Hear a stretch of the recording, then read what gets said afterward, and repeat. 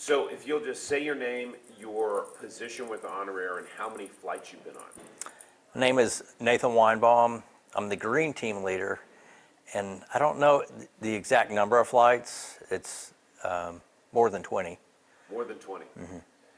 What's you sent me some photos, Nathan, but what's one moment that stands out to you? So through my job with Blount County, I get to see some of my Blount County veterans go on these flights. And I had a Vietnam veteran that it was his first flight since Vietnam, and that just has stood out. Because when we got on the airplane, he told me, this is the first time I've flown since leaving the Vietnam War. That was special. So, did you get to go to the wall with him? I don't recall that moment, but I do recall that conversation on the airplane. So, I mean, that's just like what a life moment. Mm-hmm. Did you send me a photo of him? Yeah, his name's Oscar, I think Chambers. Yeah. And how old was he? Vietnam. He's since passed away, but I'll have to look it up and figure out, because on the Facebook post that I did, I think I said that, and that I can figure out the year and stuff. Sure.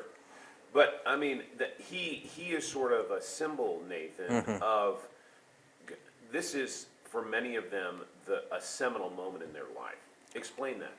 It is, and especially the Vietnam. I mean, HonorAir started with World War II, and that was very special because the World War II veterans, I think they really needed that recognition of what they did for America, but also the Korean War and Vietnam War veterans. But now the Vietnam War veterans, they had so much disrespect leaving the service or leaving Vietnam and coming back to America, and they've, this kind of helped turn it around and change their point of appreciation of, they felt like they're finally appreciated.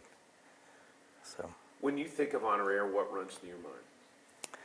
Well, for me, the flights are wonderful. As a VSO, it's after a veteran has passed away that I've worked with that was on the flight. It's when the spouse says all he talked about was HonorAir until he passed away.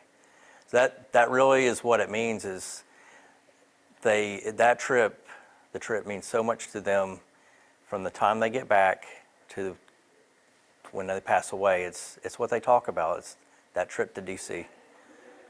When you think of Eddie Manis, what do you think of? Just a wonderful, amazing man that did not even have to start this program, and he did it. And it's been so successful, and so much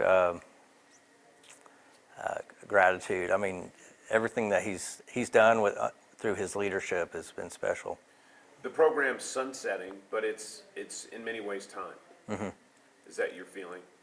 Yeah, I agree with that they've tried to fly all the World War II veterans, all the Korean War veterans. We've had women veteran flights, and we've tried to reach out to every Vietnam veteran that we can to go on the flight. So. What's running through your mind the last flight? Well, it's special. It's hard to say goodbye to it. It's been special. I've got to see so many of my Blount County veterans, World War II, Korea, Vietnam, the women veterans, go on this flight. I've got to be there with them outside of my office. It's special. I mean, it means a lot. So. I'm going to switch gears real quickly, Timmy D, and just talk about the significance of Roddy Edmonds. Mm-hmm. This is a story you know well. You know Pastor Edmonds. Yes. He was your pastor. Yes. How significant is this for our community? What his father did saved so many lives, and he's deserved this Medal of Honor for many years, probably since he returned from World War II. And I'm just very thankful that it's happened. Nathan, he not only did this in World War II, but then he gets back, and then he goes and serves in Korea. What does that say about Master Sergeant Edmonds? That no matter how tough the things happened in World War II, and it was tough. I mean, I don't think we can imagine how the life that they lived compared to today's soldiers, and to come back and then go back. Not only, he may have had post-traumatic stress, and he went back to fight. So. Just any other things that come to your mind when you think of Master Sergeant Roddy Edmonds? Well, just learning about him through his family, he did not want any recognition. He just wanted to live his life, and I don't even think he talked about it much. I don't think the family knew until after he passed away, but he saved so many lives and future generations. It's unbelievable. Anything else you'd add that I haven't asked you? I don't think so. Yeah. I just have questions. Like, did you ever meet Master Sergeant Roddy? No, he had already passed away When you started? way before I knew Chris. Okay. Yeah. All right.